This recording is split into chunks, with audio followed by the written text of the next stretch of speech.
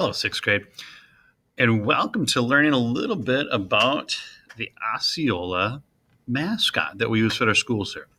So the inspiration behind our mascot is actually this individual right here. His name was Osceola. He was from the Seminole tribe, and he lived almost 200 years ago. What's interesting is when you compare it next to the mascot that we currently use, very different as far as the appearance and kind of how it's portrayed. So let's learn a little bit about Osceola. So Osceola, or Osceola as some people call him, was a member of the Seminole tribe, which currently is in Florida. Osceola, however, was not of Seminole birth. He was actually born half Cherokee and he was half Scottish. His father was Scottish, and he had the birth name of William Paul. Well, as luck would have it, his mother and he ended up befriending the Seminole tribe. Their father was no longer part of the picture, and they essentially were adopted by this particular tribe, and that's when he obtained the name Osceola. Well, during this time period as well, westward expansion was taking place in colonial America.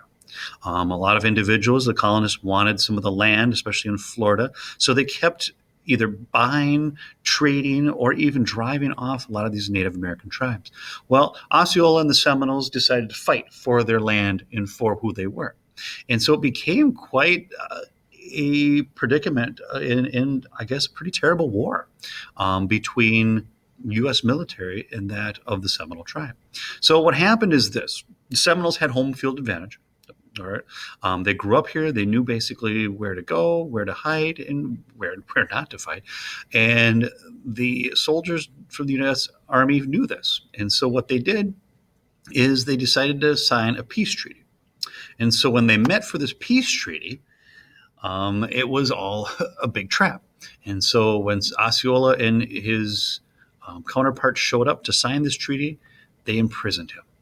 And he was put in prison. Now, because of this, Osceola is known as being what they call a martyr.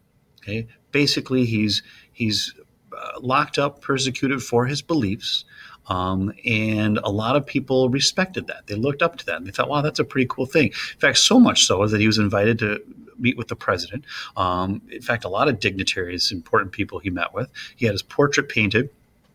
And he became actually quite famous. So much so that people around the United States thought, "Hey, let's name our town after this guy," because he's a believer in what he wants, and he fights for it, and stands for that. So today, and this is the reason why we do have a lot of towns with the Osceola name after this individual.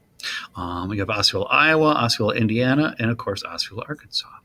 And of course, there's Osceola, Wisconsin. All right. Now, we're going to get into creating a new mascot for Osceola.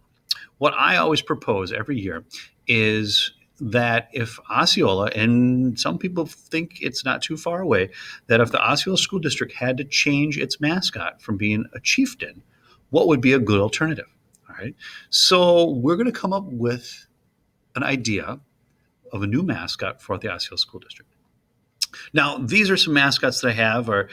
Some are sports teams, some represent kind of food products that I have here. And they're mascots for the most part that I guess you would call not very controversial, that people are okay with them. These mascots, over the years, have caused some controversy. In fact, a couple of these mascots are not even used anymore. And I'm just going to have you kind of take a look at them and maybe kind of think about, I wonder why some of these are. Some of them you may recognize, but others may be a little bit more difficult to kind of know as far as what they are. So that's a little background on the Osceola mascot, and I hope that you enjoyed this, and I can't wait to see what you create for your Osceola mascot.